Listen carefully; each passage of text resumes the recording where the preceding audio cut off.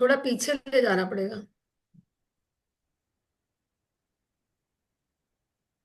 जो टेबल था शक्तियों का, उसके नीचे वाले पैराग्राफ को कल हम लोग ने जल्दी में पढ़ा था, उसको पढ़ेंगे। हाँ, यहीं पर।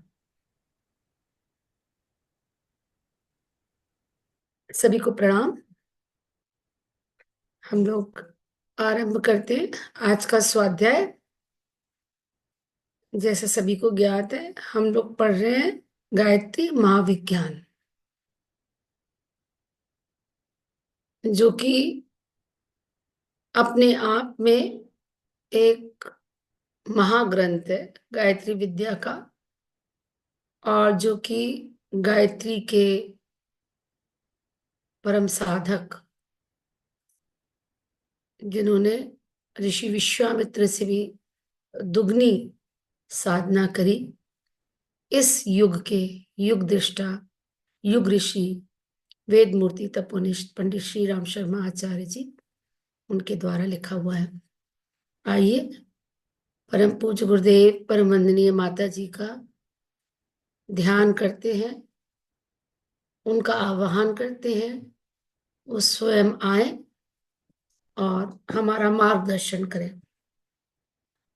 गायत्री मंत्र साथ साथ।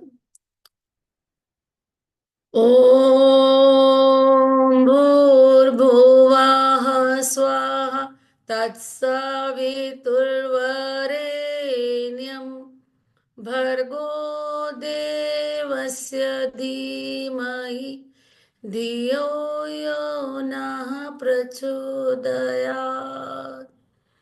ओम गुरुर्ब्रह्मा गुरुर्विष्णु गुरुरेव महेश्वर गुरुरेव परब्रह्म तस्मै श्री गुरुवे नमः। तस्मै श्री गुरुवे नमः।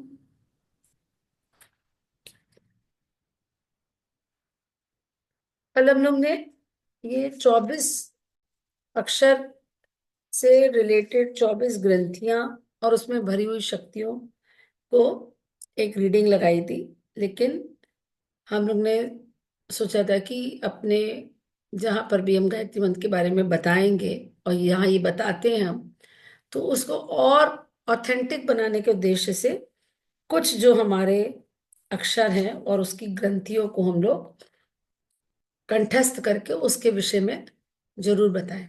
तो सबसे पहला शब्द था उसमें तत्, जो ग्रंथि है तापनी, उसकी शक्ति है सफलता। रे शब्द का ग्रंथि है रेवती और शक्ति है प्रेम। गो की ग्रंथि है गोमती और शक्ति है बुद्धि। धी, धी शब्द की ग्रंथि है ध्याना और शक्ति है प्राण। म शब्द से मर्यादा ग्रंथि उत्तेजित होती है और उसमें शक्ति जो जागृत होती है वह संयम। और धी से मेधा ग्रंथि स्टिमुलेट होती है और शक्ति जो जागृत होती है वो दूरदर्शिता। और याद से निरंजना ग्रंथि जो है वो उत्तेजित होती है और उसकी जो शक्ति है वो है सेवा। तो कहने का तात्पर्य यहाँ है, गुरुदेव ये कह रहे हैं कि गायत्री उपरोक्त 24 शक्तियों को साधक में जागृत करती है। आगे गुरुदेव बताएंगे डिटेल में। अगर आपको लगता है कि आप के अंदर किसी एक विशेष शक्ति की विशेष कमी है, तो आगे गुरुदेव आगे आएगा वो काफी, जो 24 गायत्री शक्तियों के जो मंत्र हैं, मतलब गणेश गायत्री, नरसिंह गायत्री, शिव गायत्री, राधा गायत्री, तो जिस शक्ति की कमी लगती है उसकी एक माला और 10 माला नॉर्मल गायत्री मंत्र की, उससे आप उसको जागृत कर सकते हैं। ये टेक्निक इसी पुस्तक में आगे बताई गई है। सबसे इंपॉर्टेंट बात है जो स्कूलों में हम लोग जाते हैं वहां बताने की बात यह है इंपॉर्टेंट, कि ये किसी पर्टिकुलर देवी देवता का मंत्र नहीं है, तो किसी भी धर्म संप्रदाय का व्यक्ति इसको कर सकता है। इसके अंदर हम केवल और केवल सद्बुद्धि की कामना कर रहे हैं और ये प्रार्थना कर रहे हैं कि ईश्वर, ईश्वर अल्लाह गॉड जिसको भी मानते हैं, वो हमको सही रास्ते पे चलाए। मतलब सबसे इंपॉर्टेंट जो इसके अंदर है वो ये है विवेक का जागरण, प्रज्ञा का जागरण, रितंबरा का जागरण, जिसके अनुसार ये अंदर से एक गाइडेंस आपको मिलती है कि क्या सही है क्या गलत है।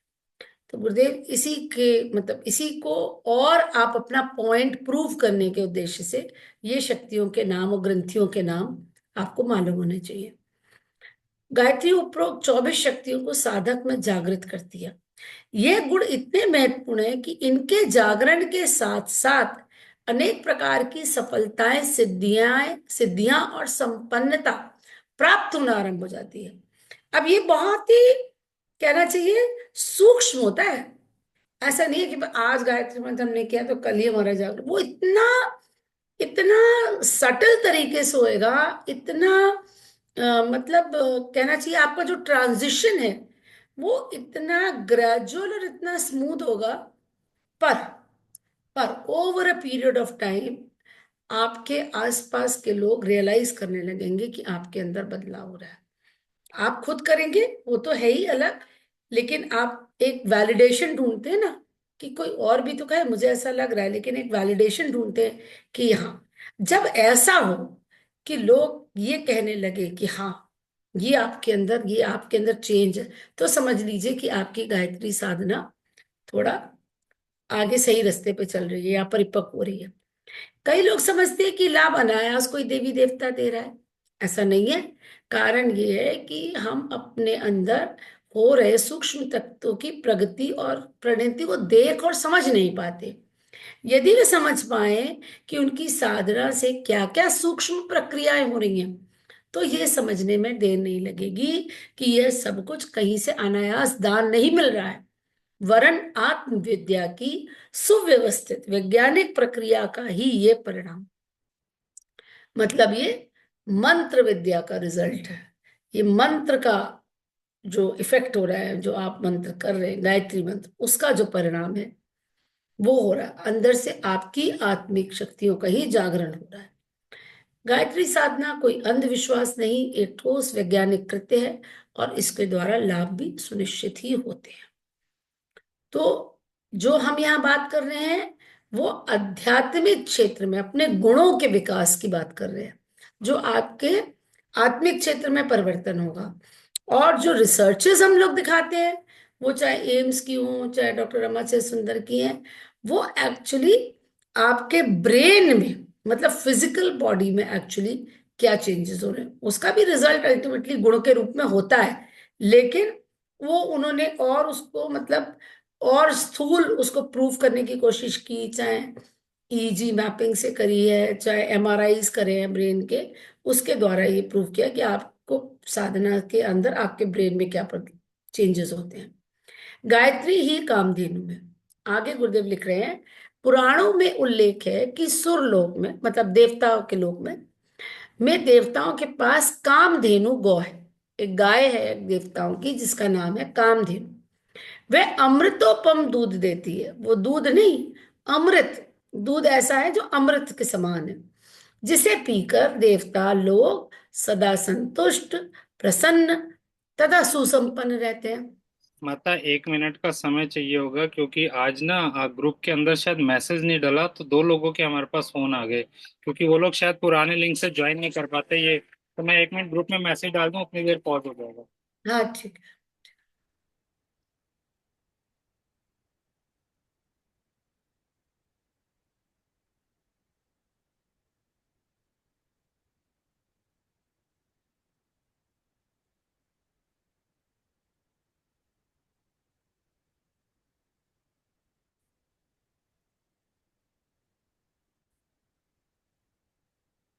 जी।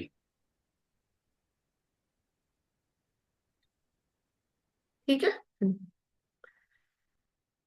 इस गौ में ये विशेषता होती है, जो ऐसा दूध देती है कामधेनु गाय जो देवता के पास है, जिसे पीकर देवता सदा संतुष्ट रहते हैं, प्रसन्न रहते हैं, सुसंपन्न रहते हैं। इस गौ में ये विशेषता है कि उनके समीप कोई अपनी कुछ कामना लेकर आता है तो उसकी इच्छा तुरंत पूरी हो जाती है। कल्प वृक्ष के समान कामधेनु गौ भी अपने निकट पहुंचने वालों की मनोकामना पूरी करती है। अभी एक तरह का अलंकारिक वर्णन है कि हम गए और मनोकामना पूरी नहीं, ऐसा नहीं होता। ये एक शक्ति है। शक्ति क्या है? ये कामधेनु गौ, गुरुदेव आगे लिख रहे गायत्री ही है। इस महाशक्ति की जो देवता, दिव्य स्वभाव वाला मनुष्य, देवता कौन? जिसका स्वभाव दिव्य है, देने वाला है। हम्म? वह माता के स्तनों के समान आध्यात्मिक दुग्ध धारा का पान करता है। उसे किसी प्रकार का कोई कष्ट नहीं रहता। आत्मा स्वतः आनंद स्वरूप है। आनंद मग्न रहना उसका प्रमुख गुण है। अब आप इसको इसको थोड़ा सा इस तरह से समझना पड़ेगा कि ऐसा नहीं है कि हमारी प्रॉब्लम्स एक सेकंड में सॉल्व हो जाएंगी। प्रॉब्लम्स हो सकता है बाहर से देखने पे यथावत बनी रहे, लेकिन आपकी मनस्थिति बदल जाती है। आपका आत्मबल बढ़ गया, आपका मनोबल बढ़ गया, तो वो समस्या अब समस्या नहीं लगती आपको। दूसरा, जैसे जैसे आपकी कॉन्शियसनेस शिफ्ट होती है, बॉडी कॉन्शियसनेस से आप सोल कॉन्शियसनेस की तरफ मुड़ रहे हैं, आप संसारिक से आध्यात्मिक रास्ते की तरफ मुड़ रहे हैं, तो अब ये जो सांसारिक समस्याएं हैं, ज्यादातर समस्याएं क्या होती है संसार में? संसार में तीन चार प्रकार की समस्याएं गुरुदेव बहुत जगह लिखते हैं।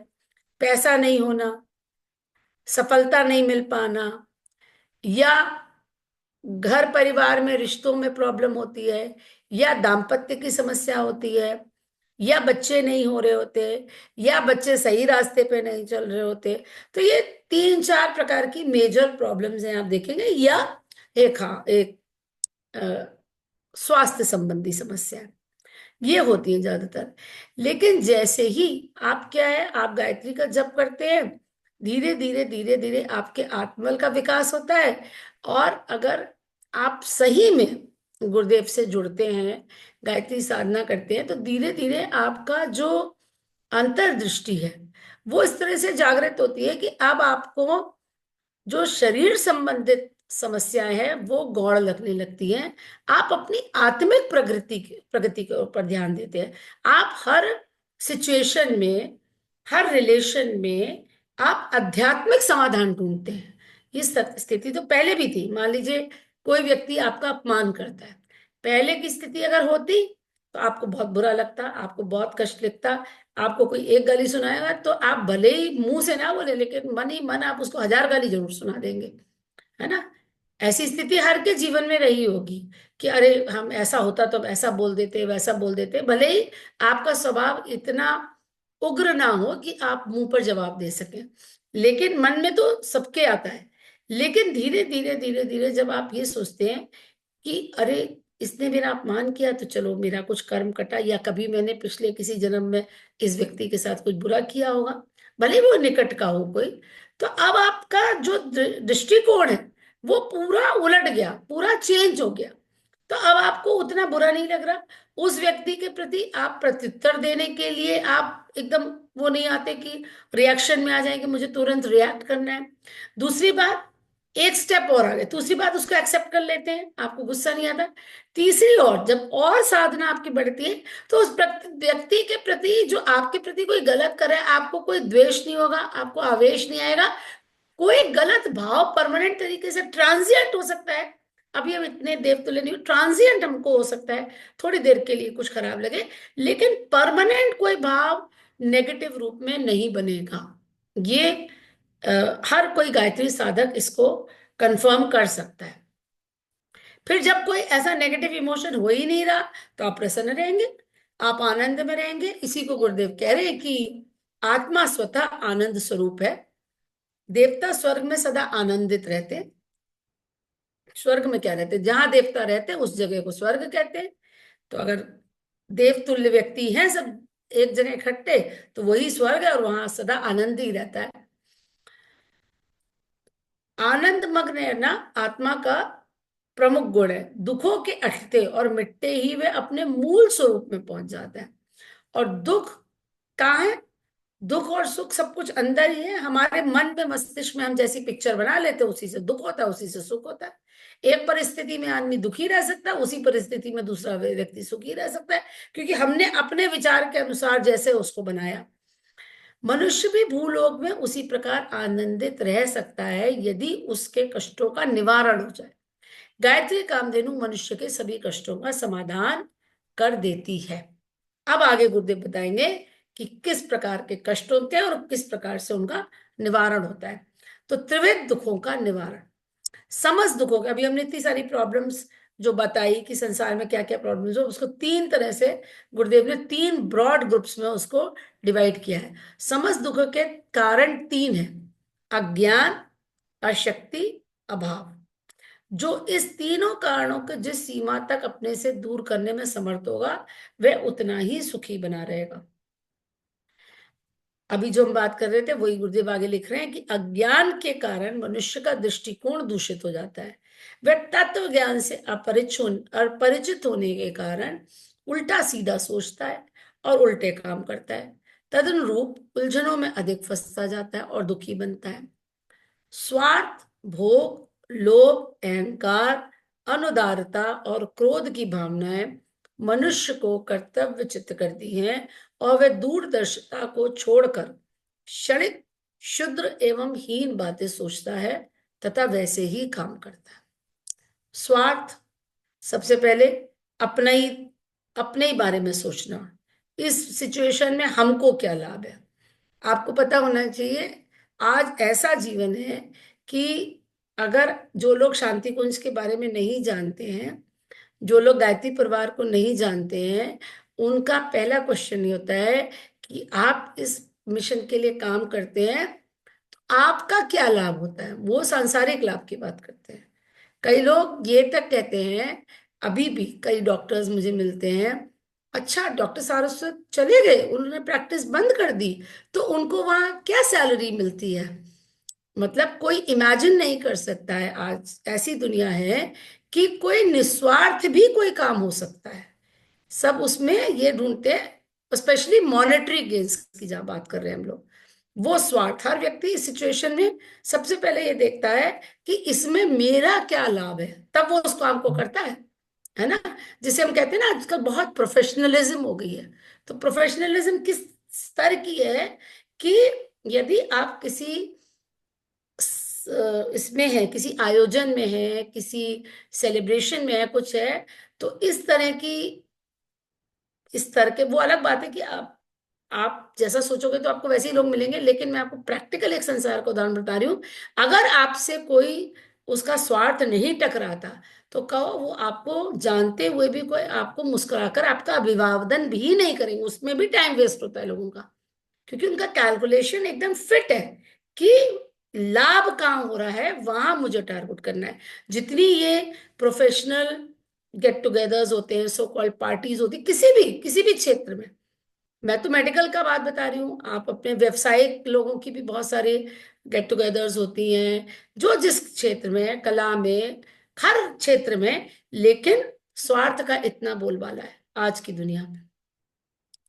इसीलिए हम कहते हैं ना, हमको अपने परिवार से ज्यादा जो ब्लड रिलेशन है, हमें गायत्री परिवार के बीच में अच्छा लगता है, हमें वहां ज्यादा प्रेम लगता है। क्यों?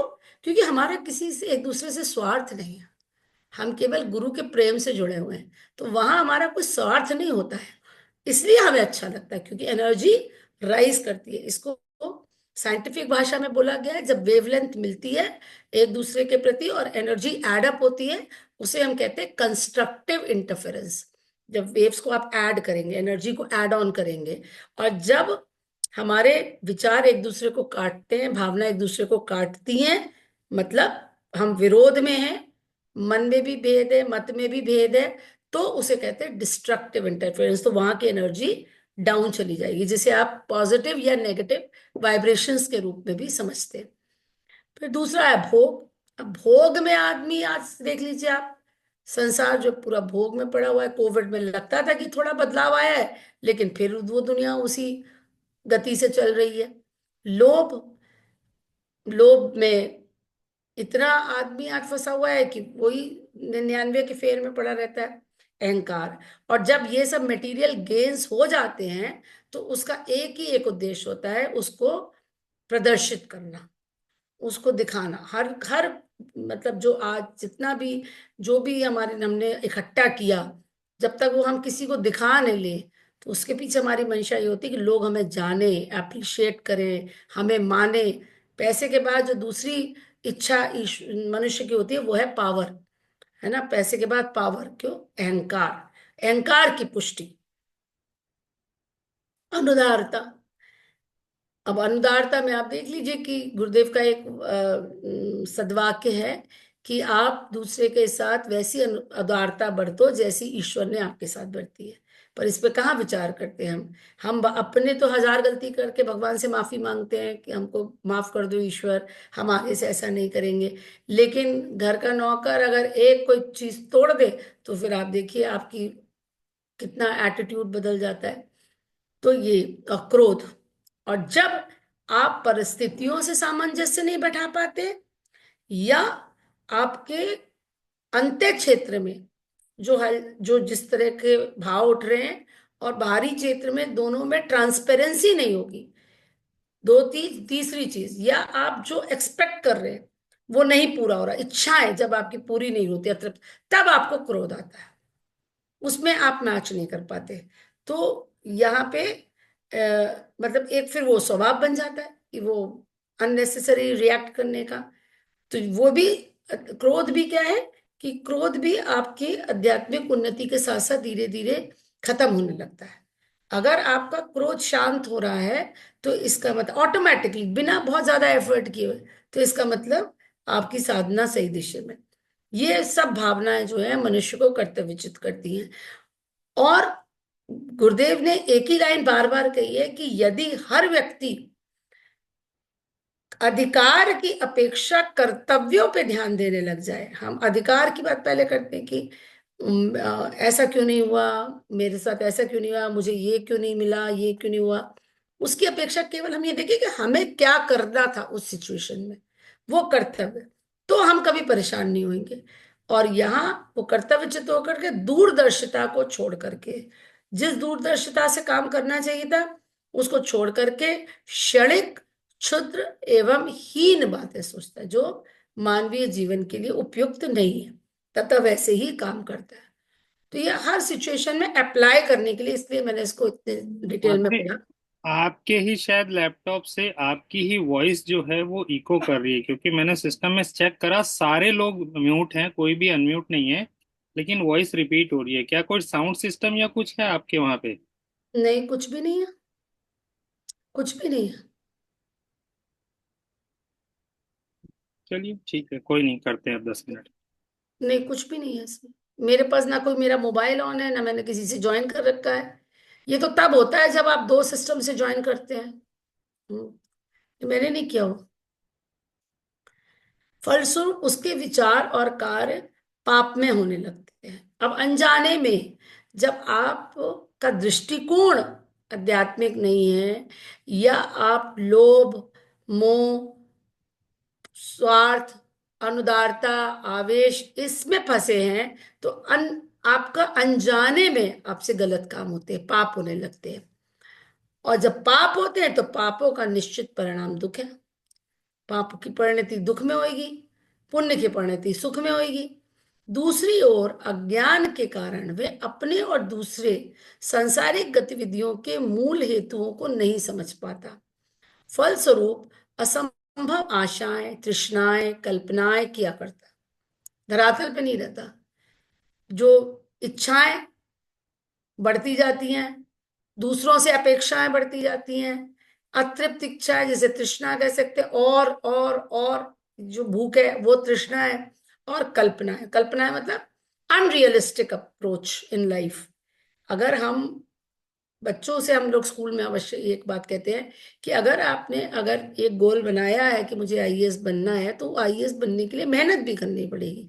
हमने कल्पना तो कर ली हम ये करेंगे, लेकिन वो हम नहीं कर पा रहे, ये उसके लिए हमने उतना प्रयास नहीं करा। जब वो पूरा नहीं होता तो हमें दुख होता है। तो दुख का कारण यही है, या तो आपकी लाइफ के प्रति अनरियलिस्टिक अनरियलिस्टिक गोल्स हैं, आपने उसके लिए काम नहीं किया, दूसरों से आप अपेक्षाएं बहुत ज्यादा करते हैं, आप अधिकारों की बात अधिक करते हैं, अपेक्षाओं की बात अधिक करते हैं, अपने कर्तव्यों को नहीं ध्यान देते, और दूसरों के साथ वो व्यवहार करते हैं जो आपको अपने लिए पसंद नहीं है। जिसके लिए सद्वाक्य है कि दूसरों के साथ व्यवहार ना करें जो हमें अपने लिए पसंद नहीं है। तो ये एक गुरुदेव ने क्या है ना, बहुत अच्छी चीज है।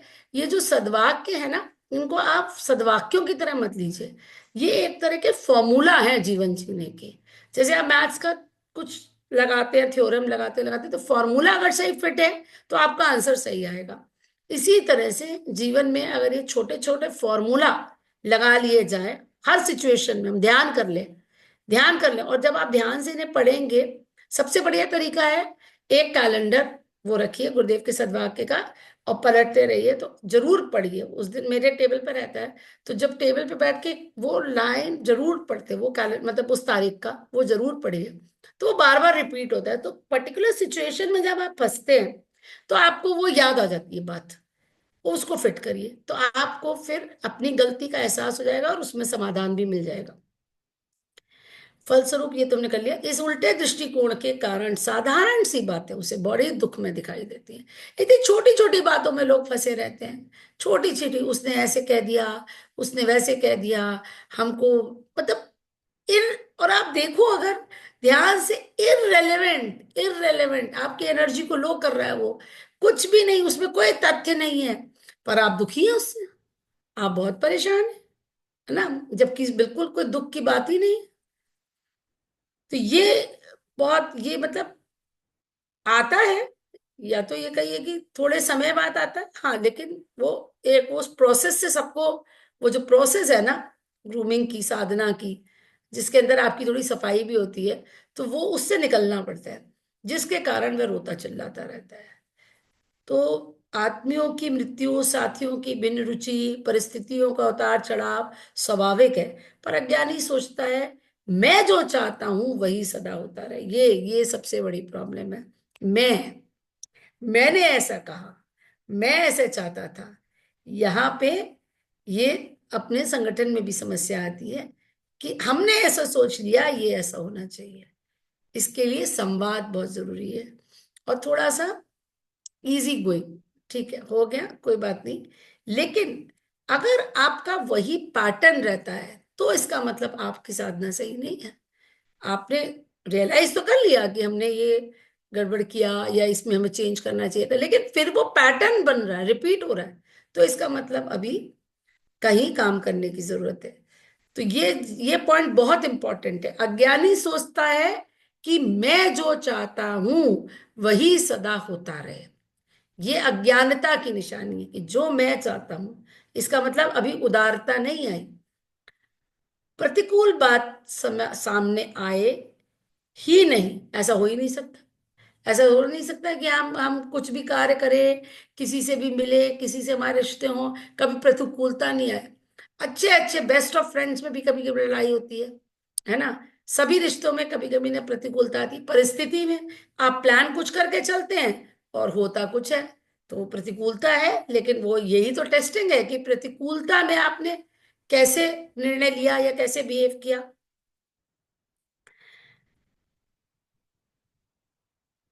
यह असंभव आशा के विपरीत घटनाएं जब भी घटित होती है तभी वह रोता चिल्लाता है।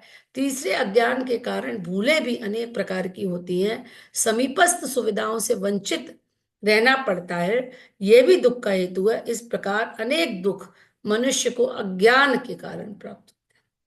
तो अगर कभी बहुत कुछ अनईजी लग रहा है, किसी बात से अच्छा नहीं लग रहा है, किसी कंडीशन में या किसी के कारण, तो बजाय इसके कि हम रिएक्ट करें, हमको अपने अंदर जाना चाहिए कि इसका मूल कारण क्या, और मूल कारण में हमारी ही अपनी कुछ समस्या निकल करके आएगी कि यहाँ हमने इसको, मतलब उसको, उस सिचुएशन को एनालाइज हम अगर करेंगे तो पता चलेगा कि हम कहाँ अज्ञानता के, हमारे अज्ञानता के कारण कहाँ गलती हो रही थी, है ना। क्योंकि देखिए यात्रा क्या है, हमारी अपनी है। कहीं भी दुख हो रहा है तो हमारी अज्ञानता के कारण है। हम कभी भी दुख दुख का दोषारोपण दूसरे पे ना करें कि इसके कारण ऐसा हुआ, और यही होता है, ये प्रॉब्लम हुई, भाई इसने ऐसे गलती कर दी, ये ऐसे कर दिया इसने, इसलिए हमारा ये प्रोग्राम ठीक से नहीं हुआ, या ये हम नहीं कर पाए, दूसरे की गलती। हमने क्या किया, हमने नहीं एनालाइज किया, है ना। तो आज के लिए इतना ही है। आत्मचिंतन, कभी भी अगर किसी कारण से भी दुख हो रहा है तो अपने अंदर जाना है और अपने अंदर की अज्ञानता को देखना है कि कहाँ अज्ञानता होगी। जो इतने दुर्गुण बताया ना, उसमें कुछ ना कुछ निकलेगा कि कहीं हमारा स्वार्थ फंस रहा था, कहीं हमारा मैं बोल रहा था, कहीं हम अहंकार का प्रदर्शन कर रहे थे। हर बार कारण मिलता है, ऐसा नहीं, कारण हमेशा मिलता है कि कहीं ना कोई ऐसा पॉइंट था जिसको अभी हमें ओवरकम करना। और ये तो होता रहता है, गलती करते हैं फिर इम्प्रूव करते हैं। हाँ, लेकिन जो इम्पोर्टेंट चीज है वो ये है कि एक बार, दो बार, तीन बार, चार बार, पांच बार, लेकिन उसमें कमी आनी चाहिए। पैटर्न नहीं बनना चाहिए, पैटर्न ब्रेक होना चाहिए। अगर पैटर्न ब्रेक नहीं हो रहा है तो फिर साधना नहीं। यहाँ पे आगे अब कल पढ़ेंगे हम लोग, है ना। आज हमने अज्ञान पढ़ा, कल अशक्ति और अभाव, है ना, वही यदि को, तीन। यदि कोई भी भाई बहन अपना कोई अनुभव शेयर करना चाहते हैं, जैसे निवास भैया बीच में कुछ कहना चाह रहे थे, इस विषय से संबंधित, तो अवश्य करें, जिससे औरों को भी दम मिलता है। या कोई भी भाई बहन अपना कोई ऐसा अनुभव शेयर करना चाहे। जैसे दीदी ने कहा स्टॉप कि गाय शेयरिंग कर दीजिए, तब ठीक रहेगा, फिर ये हट जाएगा, सब दिखेंगे। जैसे हाँ। दीदी ने कहा कि गायत्री परिवार के लोग ये भजन करते हैं, भगवान का ध्यान करते हैं या ग्रुप में जाते हैं, इनको क्या मिलता है। तो ये दुर्घटना दीदी हमारी मिसेज 25 साल पहले की बात बता रहे हैं। पांडव नगर में 5 लोग लेके जा रहे थे। तो उस समय लोग जिनके घर पूजा करने जाती थी तो ये ललक था कि उनके घर पूजा होना चाहिए। हमको पैसा मिले या ना मिले, गुरु जी का रसीद कटे या ना कटे, लेकिन ललक था। तब 5 लोग जा रहे थे, तो अपने ही पास से ग्रुप में झंझरी हुआ, ढोलक हुआ, लेकर के जा रहे थे लोग। तो जो पांडव नगर में जा रहे थे पैदल ही 5 लोग, तो पीले पीले भाई ड्रेस था ही। तो लोग कहें ये लोग कहाँ जाते हैं लोग। तो हमारे मिसेज कहा कि आप भी जुड़िया, इसमें बहुत पैसा मिलता है। हैं, बहुत पैसा मिलता है। करे कि ये लोग कहाँ नाचने गाने बजाने वाले हैं, लोग कहाँ जा रहे हैं। तो हमारी मिसेज कहीं कि नाचने गाने वाला नहीं है, ये भगवान का काम होता है, बहुत पैसा मिलता है। तो 4-5 दिन के बाद वो आई हमारे घर, पता उता ली, आई। तो हमारी मिसेज समझाई कि हमारे साथ चलो, देखो कितना पैसा मिलता है, इसमें गिनती नहीं होता है, पैसे की गिनती नहीं होती है। तो इस तरह की समझाए कि देखो भगवान के काम में मन खुश रहेगा, किसी की भलाई बुराई करने से वो समय बचेगा तो भगवान में लगेगा। इस तरह की बहुत कायदे से समझाई। हाँ। तो ऐसी ऐसी दीदी दुर्घटनाएं जब नया नया होता है, जो नहीं जानता है वो तमाम तरह की बातें करता है। हम्म, हाँ। बिल्कुल। अच्छा, हमारे मिश्र का पहले ललक ये था, मैंने 25-30 साल पहले की बात बता रहे हैं, कि ये काम गुरु जी का होना चाहिए, नहीं पैसा मिलता है, हम्म, चलो कोई दिक्कत नहीं है। हैं, गुरु जी का काम हम लोग करके आ तो रहे हैं, पैसा नहीं बिल्कुल। मिल रहा, रसीद नहीं कट रहा, कोई बात नहीं। तो उस समय कसी 50 का कसर कट जाए, रसीद 100 का कट जाए, नहीं मिलता है तो भी चलो ठीक है। अच्छा, पैदल इसलिए जाते थे लोग कि 5 लोग थे, भाई रिक्शे से जाएगा, दीदी देखिए जो मन की बात बता रहे हैं। हाँ तो हाँ, ये हुआ कि थोड़े दूर है, चलो हम लोग पैदल निकल जाएंगे, क्या करना है। बिल्कुल। तो इस तरह जाते थे लोग। तो ये कभी कभी बातें आती है ना, तो याद पड़ जाता है कि कैसी कैसी हाँ, दशाएं होती हैं। और कितने कितने सुनने का, अरे दीदी बहुत सुनने को मिलता था, छोटे छोटे बच्चे थे, जाते थे निकलते, कहते इनके घर में छोटे छोटे बच्चे हैं और कैसे कैसे ये मतलब करते हैं लोग, कैसे टाइम निकाल लेते हैं लोग। इस तरह होती थी। अब वो उस कृपा को नहीं समझ सकते ना, जी जी जी।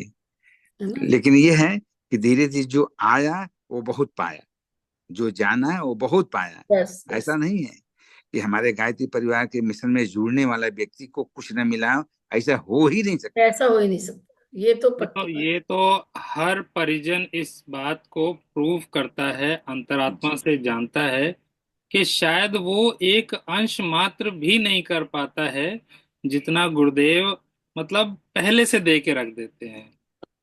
ओम भैया क्या बताएं, अपनी दशा हम अपनी बताएं, बता नहीं सकते हैं मोबाइल में क्या हम बताएं।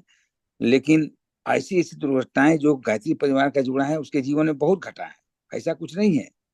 बहुत बहुत ताने बाने सुनने पड़े हैं, बहुत बहुत कुछ करना पड़ा है, बुराई भलाई सब हुआ है, लेकिन सब गुरु जी की कृपा से सब ठीक हो। जो भाई सत्य रहेगा वो तो सत्य रहेगा ही। तो चलिए, यही सबको दीदी प्रणाम। दीदी की बात आई है याद, तो हमने कहा कि दीदी उसी समय बताएं, फिर हमने कहा कि ठीक है। धन्यवाद भैया। प्रणाम भैया। जी। सभी को आभार। ओम शांति शांति शांति।